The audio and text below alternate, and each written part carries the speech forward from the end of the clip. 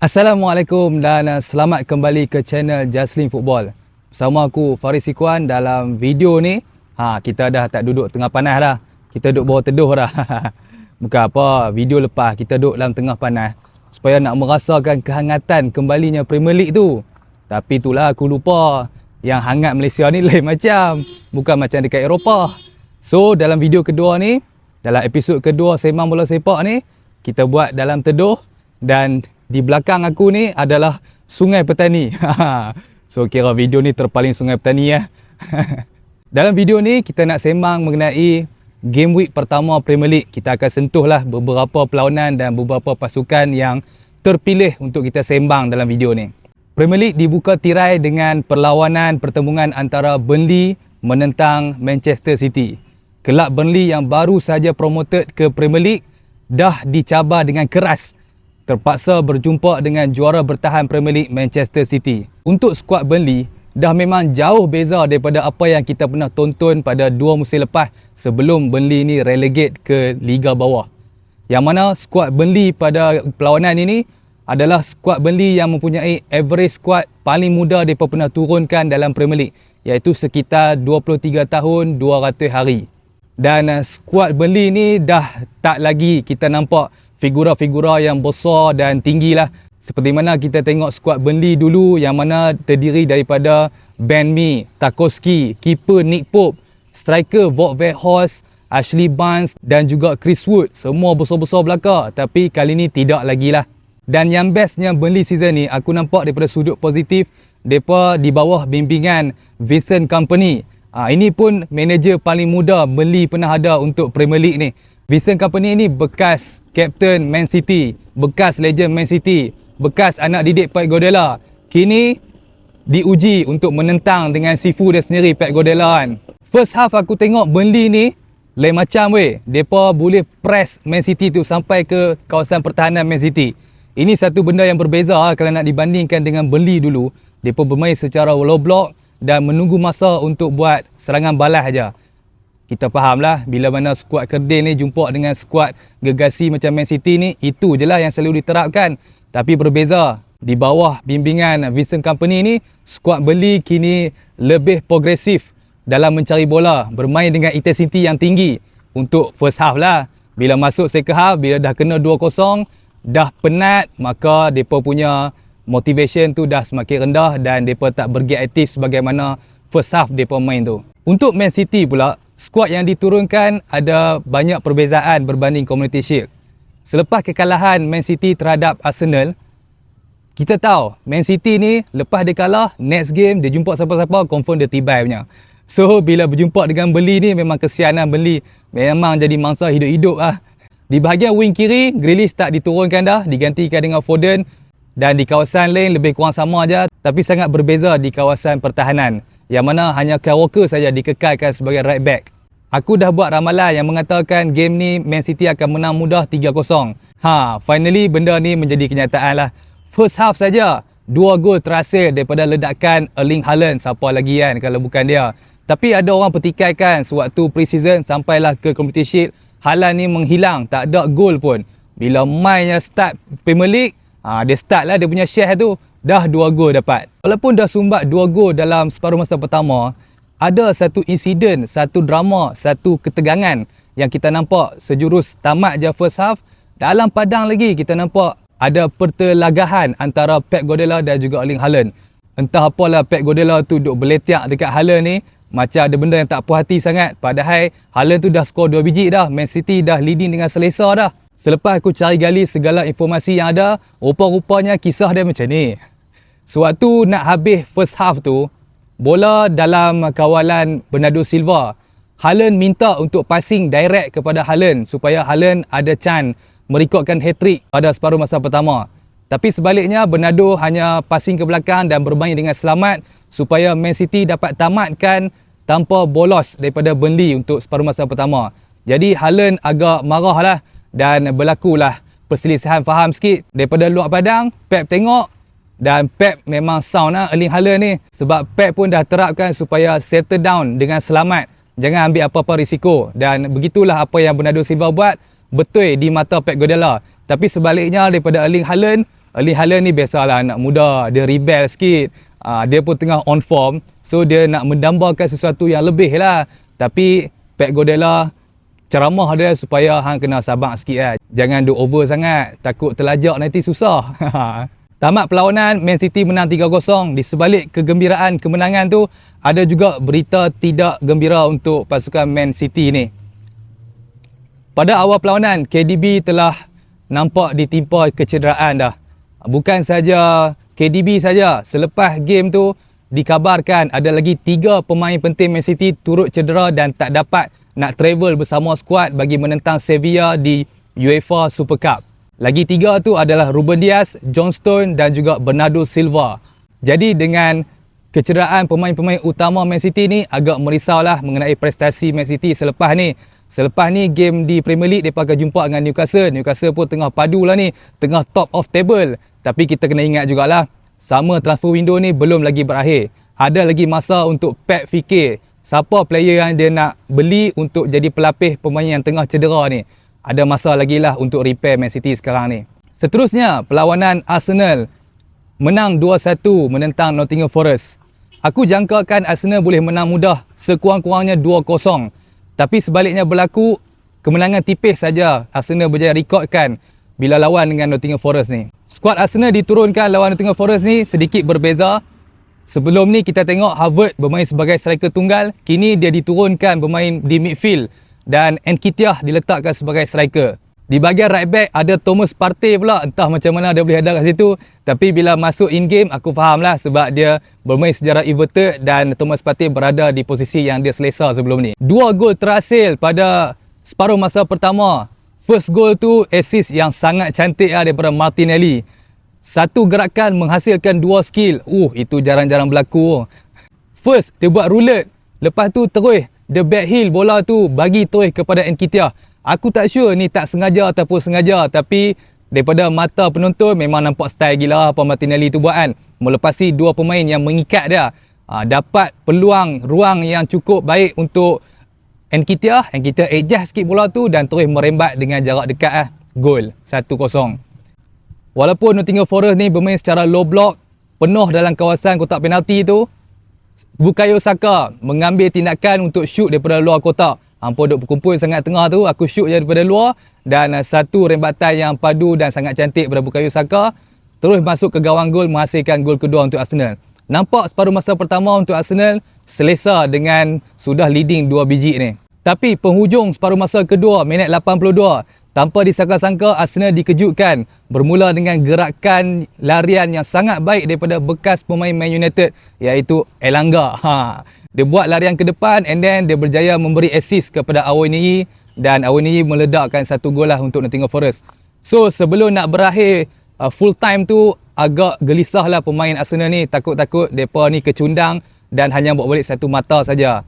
Nasib baik semuanya selamat dan berakhir dengan kemenangan buat pasukan Arsenal lah. Dalam kemenangan Arsenal ni adalah beberapa perkara yang agak mengecewakan, yang mana first kali mereka kata Kai Havertz punya work rate ni sangatlah low. Lepas tu dia nampak malas and then dia nampak berat di bahagian tengah tu. Satu benda yang tak positif lah untuk skuad Arsenal. Untuk Declan Rice berkali-kali juga aku tengok dia ada percubaan tapi menepati sasaran tapi tidak menghasilkan gol lah. Peluang emas dia ada, bola tinggi dia dapat tu tapi dia sepak melantun kepada keeper saja. Sayang lah Declan Rice, kalau dia score tu ada satu shooting daripada luar kotak tu, kalau dia berjaya score, dia memang ala-ala Toni Kroos punya gol lah, memang style, tapi tak ada apa yang jadilah untuk Declan Rice ni. Satu lagi berita malang apabila Jurriën Timber, pemain depa yang sangat perform sekarang ni, ditimpa kecederaan pula. Timber injured, lagi Zinchenko left back pun injured. So agak risaulah keadaan Arsenal ni, yang mana squad depth yang depa spend untuk melengkapkan di bahagian squad depth pun sudah mengalami kecederaan dan keadaan memang agak membimbangkanlah untuk Arteta sekarang ni. Walau bagaimanapun, Arsenal menunjukkan prestasi permulaan yang baik. Dalam 5 opening game, 5 musim ni, Arsenal berjaya merekodkan 4 kemenangan. Satu perkara yang positif untuk skuad Arsenal lah. Dan untuk Nottingham Forest, 5 musim, 5 opening day punya match, 5-5 mereka tewas. Satu rekod yang sangat buruk untuk Nottingham Forest. Boleh jadi calon untuk relegate pada musim ni. Seterusnya, aku nak sentuh sikit lah perlawanan Brighton menentang Luton Town. Bukan aku nak tengok sangat Brighton ni, aku dah tahu dah dia memang padu. Tapi aku nak tengok betapa tak readynya Luton Town ni bila masuk ke Premier League. Gol pertama yang Brighton hasilkan tu, gol crossing basic saja. Tapi defenders Luton Town tak dapat nak marking bola tinggi tu dan ditanduk masuk oleh pemain Brighton. Second goal Brighton, penalti, satu kesilapan lagi. And then Luton dapat pula penalti dan merapatkan kedudukan 2-1. Tapi gol ketiga Brighton ni menjadi satu penilaian buruk aku terhadap Luton Town. Hampa boleh tengok dekat highlight macam mana defending Luton tu yang begitu berceramuk. Depa nak clear tak clear. Dia macam nak sepak tak mau sepak. Lalah defend Luton Town tu dia boleh set bola tanggung dekat player Brighton. Memang seronok lah dia rembat depan-depan gol. Jadi berakhirlah Luton Town dengan kekalahan 4-1 tu.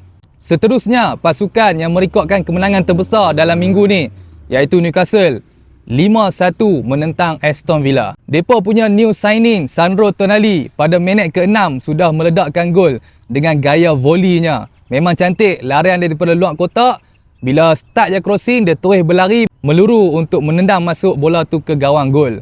Walaupun Aston Villa berjaya mengikat dengan gol Diaby, tapi satu set piece yang memang aku puji daripada Newcastle. Botman punya jolok bola tu memang cantik dia assist kepada Isak dan meledak gol kedua untuk Newcastle. Sudahlah bolos. Keadaan lebih parah untuk Aston Villa apabila Tyrone Mings pula injured dan digantikan dengan Pau Gomez. Yang orang kata dia ni seakan-akan Lindelof sikit gaya permainan dia. Gol ketiga Newcastle ni mulanya mereka meranapkan terus impian Aston Villa untuk comeback at least seri. Yang mana Konsa, pemain pertahanan Aston Villa membuat kesilapan dan memberikan peluang untuk Alexander Isak menjadikan gol keduanya. Aku sangat suka gol ni sebabnya Isak memang nampak tenang gila. Dia boleh chip bola tu. Dah lah keeper Martinez bukan cikai-cikai punya World Cup winner. Dia boleh chip dengan tenang je. So that's why lah aku tak pelik bila orang kata Alexander Isak ni ada aura Thierry Henry sikit. Ada pace, ada skill and then boleh finish dengan tenang. Dah barai dah Aston Villa, mainlah lagi gol keempat, gol kelima dan berakhirlah perlawanan Newcastle 5, Aston Villa 1. Aku seronok tengok cara permainan Newcastle ni yang mana mereka mengamalkan quick transition daripada defend, midfield ke attacking sangatlah pantas sampaikan pertahanan Aston Villa ni tak dapat nak catch up. Dengan mudah pertahanan Aston Villa dibolosi oleh penyerang-penyerang dan juga winger Newcastle United ni. Ini adalah pertama kali Newcastle United berada di top of table Premier League sejak 13 Ogos tahun 2007. Yang mana pada waktu tu Newcastle di bawah kendalian Sam Allardyce. Tapi jangan seronok dulu fan Newcastle. Lepas ni ujian sebenar menanti yang mana mereka kena menentang Manchester City di away di Stadium Etihad. So kalau boleh menang dengan Man City ni, Newcastle ada harapan yang sangat besar untuk dapatkan top 4 at least. Untuk Aston Villa pula, mereka merekodkan satu rekod sejarah yang buruk Yang mana ini pertama kali mereka merekodkan bolos sebanyak 5 gol dalam game week pertama ni sejak tahun 1951-1952. Tu dia sebelum Malaysia merdeka lagi. Permulaan yang sangat barai lah untuk Aston Villa ni. Dan Unai Emery pun adalah bagi alasan disebabkan faktor Tyrone Mings injured and then Buendia pun tak dapat main. So itulah faktornya Aston Villa ni bermula dengan barai lah musim ni. So tak apa, kita tengok pula next game Aston Villa macam mana. Game seterusnya, Brentford seri 2-2 dengan Tottenham Hotspur. Dengan ketiadaan Harry Kane yang pergi ke Bayern Munich untuk menang piala tapi tidak dapat lagi. Aduh kesian tu Harry Kane. So bagaimana pula nasib rakan sepasukan lamanya di Tottenham Hotspur ni yang diketuai oleh Heung Min Son dilantik menjadi kapten baru untuk Tottenham Hotspur ni. Signing baru Spurs ni iaitu Maddison memang sangat berbaloi yang mana first goal tu bermula daripada free kick Maddison yang sangat laju sampai Romero pun boleh tanduk bola tu masuk ke gol dan mendapatkan gol pertama. Ni satu set piece yang sangat baiklah daripada Maddison tu. Dan yang bestnya gandingan Maddison dan Romero dalam gol pertama ni, buat mengetahui hampa semua, dua-dua player ni adalah new vice captain untuk Spurs ni. So kiranya vice captain dua orang ni buat kerja lah. Captain je tak buat kerja dalam game ni. Tapi malang lah untuk Romero. Dia bermain sampai minit ke-14 je. Lepas tu kena dikeluarkan atas faktor kecederaan kepala. Dia bertembung dengan Mbeumo. Aduh, dia pula injured lah. Kalau Mbeumo injured, selamatlah Spurs malam tu. Malang untuk kapten Spurs, Heung Min Son. Bukannya dia membantu skuad Spurs, tapi malah dia berpaling tadah. Dia pergi bagi penalti pula dekat Spurs dan Mbeumo mengambil penalti menyamakan kedudukan 1-1.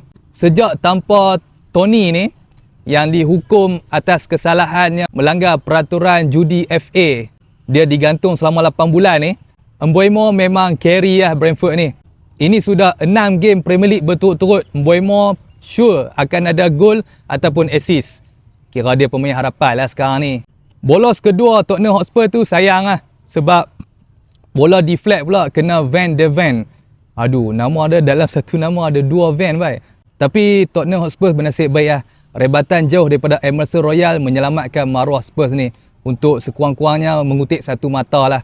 Jadilah daripada kalah kan. Nasib baik ada Emerson Royal. Nak harapkan Son barai dalam game ni. Tamat perlawanan, Spurs menunjukkan satu persembahan yang positif sebenarnya. Mereka pegang game ni dengan possession sebanyak 69%. Dan berjaya meledak 18 shot dengan 6 on target. So memang mereka serang kau-kau lah. Cuma komen daripada manager dia Postecoglou mengatakan Spurs ni perlukan lagi serangan yang kreatif di bahagian depan tu. Sebab mereka boleh pegang bola, mereka boleh shoot banyak tapi tak banyak yang convert masuk gol. Manager dia mengharapkan supaya ada direct attack lah untuk cepat hasilkan gol dan boleh settle down cepat. Kalau hang kontrol je game tapi tak score, tak ada apa agak. Gol yang menentukan satu kemenangan tu, bukan cara permainan hang. Dan untuk skuad Spurs dalam game ni, mereka menurunkan skuad yang termuda, average dalam berumur 25 tahun. Termuda sejak Mac tahun 2020 di bawah kendalian Mourinho. Selepas tu kita nampak kan, skuad Spurs ni semua tua-tua dengan kipernya Lloris, lepas tu Eric Dyer, Harry Kane dah berumur 30. So kali ni Postecoglou dah salin skuad lah, ambil player-player muda sebab nak buat projek jangka masa panjang. Biasalah, ada vision kan. Komen daripada manager Brentford juga, dia kecewa lah dengan gol yang dijaringkan Spurs tu hasil daripada peluang-peluang yang tipis saja. Sebenarnya Brentford punya manager ada harapan yang mereka ni sebenarnya boleh menang. Dan untuk pengetahuan apa, Brentford ni dalam London Derby, kejohanan Liga Premier League ni, dah 10 game derby mereka tak pernah kalah. Ini rekod terbanyak lah. Kali terakhir mereka merekodkan sebanyak 11 kali pada tahun 1955. Dah lama dah kira Brentford ni comeback stronger lah. Seterusnya, game tumpuan pada minggu ini iaitu Chelsea menentang Liverpool yang mana berkesudahan 1-1.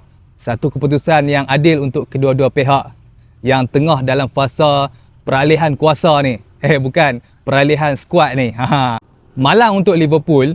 Sebelum game mula, mereka dah kena psycho dah. Bukan dengan fan Chelsea, bukan dengan player Chelsea, tapi kena psycho dengan player yang nak masuk Chelsea, iaitu Moises Caicedo. Bayangkan, Liverpool The Great ni kena reject macam tu je dengan Caicedo. Dan sekarang ni pun dah confirm lah, Caicedo join Chelsea dengan rekod transfer fee dalam England tertinggi. Potong lah Declan Rice tu, sat je Declan Rice pegang rekod.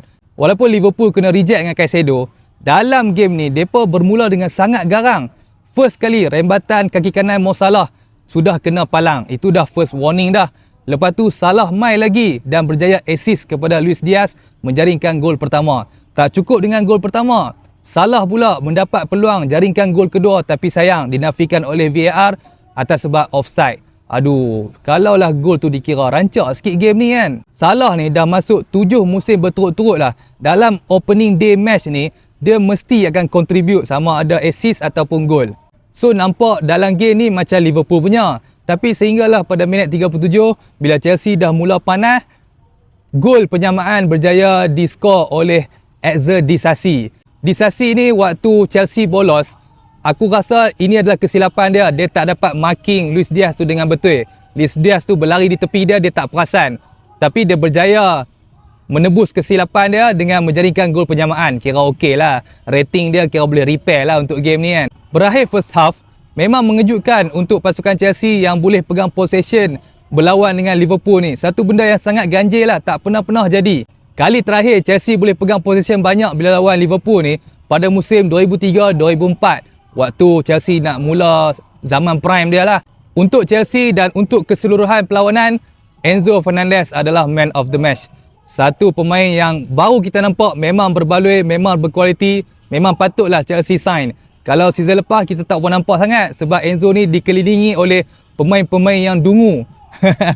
Tapi kali ni nampak progresif gila-gila daripada Enzo tu. Enzo lah banyak buat line breaking pass, one touch pass kepada teammate yang lain, membuka kiri kanan, dan membuatkan bola tu boleh mara ke depan dalam menghasil peluang dan ruang. Disebabkan Enzo bermain box to box, Gallagher bersedia di belakang sebagai defensive midfielder. Nampak agak struggle. Mungkin kerja-kerja defend dia boleh soak, dia boleh tackle, tapi untuk passing dia kadang-kadang sangkut juga. So Gallagher punya pergerakan ni agak terhad lah di bahagian defensive midfielder tu. Jadi berbaloi lah Chelsea kena ambil Caicedo, dan sekarang ni dengan Lavia pun dia soak sekali. Mudah kerja kan. Pemain Chelsea yang underperform bagi aku adalah Jackson lah. Walaupun dia paling banyak buat off ball running ke depan, iaitu sebanyak 21 kali. 9 kali lebih banyak daripada mana-mana player yang bermain pada minggu ni. Tapi dia lari sajalah. Bab finishing memang sangat tak klinikal. Reece James bagi bola dekat dia, dia rembat naik atas. Ada peluang dia one on one dengan keeper, dia rembat straight kepada keeper. So dia tak dapat nak hasilkan at least satu percubaan yang bahaya lah. Dan sebagai striker, kalau hang tak dapat buat kerja ni, maka rendahlah rating hang. Walaupun hang rajin terang mana pun, hakikatnya itulah kerja hang sebagai striker untuk menghasilkan gol. Sekurang-kurangnya assist lah kan. Mengenai isu depa claim penalti bola kena tangan Jackson tu, bagi aku memang tak patut pun penalti. Sebab sewaktu bola kena tangan Jackson berada di badan. Kalau kata tangan dia tak ada pun, bola kena badan, sama je hasil dia. Kalau kata tangan Jackson diangkat, bola kena tangan dia menghalang dan tangan dia bukan dalam keadaan natural, barulah dapat penalti. So tak perlulah hampa kata Chelsea ni beli ref lah, ref berat sebelah ke.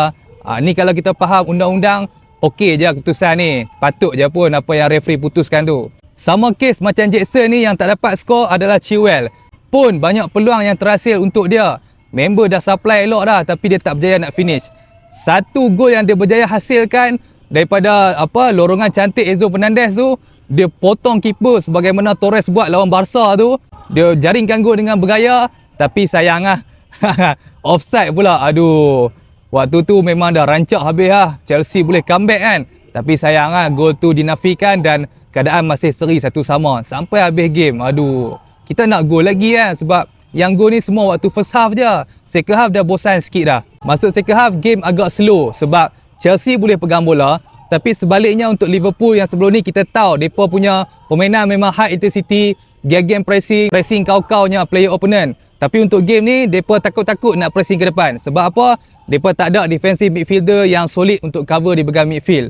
Kalau lah semua pekat press, terlepas di bahagian belakang, memang naya lah center back nak cover, kena counter attack tu kan. Kalau kata dalam game ni ada Fabinho, silap-silap Enzo Fernandez pun tak boleh hidup. Fabinho memang lock habis-habisan lah. Lagi-lagi kalau ada Kante lah, confirm kena ligan dengan Kante lah, menjadi bayang-bayang di belakang dia. Bagi aku kesilapan besar Liverpool ni adalah mereka tak memanfaatkan peluang sewaktu awal-awal game. Sewaktu Chelsea yang belum panas lagi. Sewaktu Chelsea yang masih rasa gugup untuk berdepan dalam kejohanan Premier League ni. Banyak muka-muka baru kan, banyak yang buat debut, termasuk keeper dia sendiri kan. Waktu ni lah Liverpool patut menghukum Chelsea ni, meledakkan at least 2 gol, tapi 1 gol saja dapat terhasil, 1 tiang, 1 offside, dan Chelsea pun boleh dapat 1 gol yang tak dijangka-jangka. Maka rugilah. Game yang terakhir, pasukan Manchester United menang 1-0 menentang Wolves. Keputusan ini pun memang seperti apa yang aku ramalkan. Aku ramalkan MU menang 1-0 je. Sebab aku belum yakin dengan skuad MU sekarang ni. Berdasarkan performa mereka pada pre-season yang tak begitu meyakinkan. So keputusan 1-0 ni at least sedikit sebanyak boleh bermula dengan langkah kanan lah. Menang tipis pun tak apa. Janji boleh bawa balik 3 mata dan boleh konsisten sepanjang musim. Kalau menang besar hari ni, esok kalah tak guna juga kan. Lebih baik menang sikit-sikit tapi konsisten. Selain tu, sebab apa aku tak yakin dengan skuad MU sekarang ni, masalah striker belum selesai lah. Walaupun dia dah sign Rasmus Højlund, tapi Højlund masih tak dapat main sebab dia masih mengalami kecederaan belakang dia sewaktu beraksi pre-season bersama Atalanta. So kena tunggulah, tak tahu lagi bila dia akan kembali. Ada yang kata dia akan main sewaktu lawan Arsenal nanti. Aku harap lagi awal lah supaya dia boleh build chemistry, boleh ice breaking dulu dengan pemain-pemain MU yang lain sewaktu dalam padang tu sendiri. Jadi untuk game ni, Man United meletakkan Rashford sebagai striker tunggal, di sebelah kiri Garnacho, sebelah kanan Anthony. Walaupun MU menurunkan skuad yang boleh kata skuad utama juga, tapi sayangnya Wolves yang lebih berbahaya pada awal-awal minit perlawanan. Aku tengok Matheus Cunha memang perform. Dia seorang je buat larian solo daripada tengah, melepasi Casemiro, melepasi Lisandro Martinez dan hampir saja boleh meledak gol awal perlawanan. Tapi shooting daripada Sarabia tu, aduh, dia jadi sabarai lah pula. Lepas tu Matthew Cunha ni ada je chance, tapi dia punya shooting tak on target. Lepas tu ada peluang yang memang sangat cerah, kira betul-betul depan gol ni. Bola tinggi main kat dia, tapi dia sepak langsung tak on target. So Matheus Cunha punya finishing pun tak klinikal juga. Walaupun dia pandai gelek, laju, boleh melepasi pemain pihak lawan, tapi kalau finishing hang tak settle, tak jadi apa agak masih kosong kepada Wolf ni. Matheus Cunha ni bukan saja power waktu first half. Masuk second half, minit 55 pun dia ada buat percubaan on target pertama dia. Nasib baiklah Onana save. Waktu ni aku dah slowly mula pasrah dah. Aku rasa Wolf boleh menang ni. Aduh, sampailah satu masa di minit 75. Aku rasa pemain-pemain defender ni dah mula fed up dah dengan attackers MU ni. Jadi Casemiro dan Varane mengambil alih untuk membuat serangan di depan. Mereka dua yang berada dalam kotak penalti pihak lawan. Dan ternyata taktik itu berhasil. Dengan lob pass dua orang pemain, iaitu Bruno kepada Wan-Bissaka. Wan-Bissaka lob masuk ke dalam kotak penalti tengah tu. Ada Varane yang tinggi boleh menanduk terus bola tu masuk ke gawang gol. Memang celebrate kau-kau lah. Kira lepas geram gila dia punya celebration tu kan. Dalam hati mungkin dia tengah maki ni. Apalah attacking Man United ni. Langsung tak efisien. Langsung tak boleh membuahkan hasil kan. Aku sangat kecewa dengan Marcus Rashford. Dia berada sebagai seorang striker tu memang dia tak boleh buat kerja apa. Dia jarang dapat bola. Satu, bila dapat bola dia tak boleh nak hold bola tu. Dia terus nak dribble dan hilang bola. Dia kena kutip bola dekat tepi juga. Bermain sebagai winger, itu adalah dia punya kekuatan. Dan Garnacho lagi mengecewakan. Sebagai seorang winger yang ada potensi, dia cuba nak dribble beberapa kali tapi tak lepas-lepas juga. Selain Garnacho, Mason Mount pun kita punya new signing. So far tak ada benda yang membuatkan aku impress dan berminat dengan Mason Mount ni. Daripada dulu aku nampak dia dekat Chelsea, macam itulah dekat MU. Tidak tentu arah dan tak ada apa-apa perkembangan yang positif pun. Even Bruno yang flop dalam game ni pun lagi better daripada Mason Mount. Maka hasilnya minit 68, Garnacho dengan Mount dikeluarkan, digantikan dengan Eriksen dan juga Sancho. Sancho okey lah sikit dan Eriksen bermain dengan selamat saja di belakang. Tapi kalau kita undurkan sikit, sewaktu half time, Lisandro Martinez dah dikeluarkan dah sebab performance dia dalam game ni memang sangat teruk. Dia kena body dengan Matheus Cunha tu macam tu saja kena potong. Padahal itu Matheus Cunha bukan kata Adama Traore. Dulu kita duk gelak kan, Fred kena tolak dengan Adama Traore. Itu logik lah juga sebab Adama Traore tu besar, Fred tu kecil je. Tapi yang ni size lebih kurang, tapi Martinez tak dapat nak body, nak halang kemarahan Matheus Cunha tu. So wajarlah dia ditukarkan dengan Lindelof yang ada fizikal yang lebih kukuh, lebih kuat lagi untuk bertahan di bahagian pertahanan tu dan memberi ruang Varane untuk marah ke depan dalam mencari gol. Walaupun MU dah skor satu biji, tapi bermula minit ke-80 memang sakit jantung tengok performance MU. Kena serang saja dengan Wolf. Dua kali Fabio Silva mendapat percubaan jarak dekat. Dia rembat straight. Nasib baik Onana kita punya wall keras punya. Dia tahan pakai kaki kanan. Dua kali dia tahan pakai kaki. Tak kisahlah dia tahan pakai apa pun. Janji jangan masuk gol je. Bertambah terdesak MU ni sampai MU terpaksa panggil Marcelo untuk menyamar jadi pitch invader masuk dalam game tu untuk slowkan momentum Wolf ni. Sebab Wolf ni dah main momentum dia tengah tinggi, tengah sedap. Nasib baiklah ada pitch invader masuk untuk potong steam tu. Potong steam kemarahan Wolf tu. So slow down lah sikit. Sehinggalah tamat perlawanan, Man United menang 1-0. Sebelum berakhir perlawanan, sebenarnya ada satu isu pada minit 95 yang mana dikatakan Onana melakukan foul terhadap Kalajdzic. Mereka kata Onana ni tumbuk lah, tampar lah muka Kalajdzic tu. Tapi kalau ikut pemerhatian aku, Onana punya action tu tak ada lah foul pun. Standard lah, dia lompat bintang kan, dia mendeparkan tangan. Dan itu hanyalah natural reaction sebagai seorang goalkeeper. Kalau kata Onana bagi penumbuk ke, itu cerita lain kan. Boleh dapat foul, boleh dapat penalti kepada Wolf. Jadi macam mana dengan prestasi MU ni? Bagi aku memang sangat tak gembira. Even Casemiro pun flop sebagai seorang defensive midfielder. Dia lambat untuk track back. Mungkin dia terlalu fokus untuk ke depan sampai hilang arah di bahagian belakang dia. Itu yang tinggal centre back kucak kacir tu. Senang je kena counter. Luke Shaw pun nampak lalai. Wan-Bissaka je bagus. Dia boleh blocking shot and then dia juga assist. Kepujian lah untuk Wan-Bissaka. Anthony sebaliknya dia bermain dengan bagus. Sebelum ni aku tak suka dia tapi dia dalam game ni dia menunjukkan prestasi yang baik lah berbanding di sebelah kiri tu. Garnacho dan Sancho pun kira taklah berapa perform sangat. Ada dribble-dribble dia tak lepas pun. So, ujian yang lebih keras untuk MU selepas ni akan berjumpa dengan Spurs. Yang mana Spurs walaupun seri, tapi performance Spurs lebih meyakinkan. Mereka bermain dengan high pace intensity.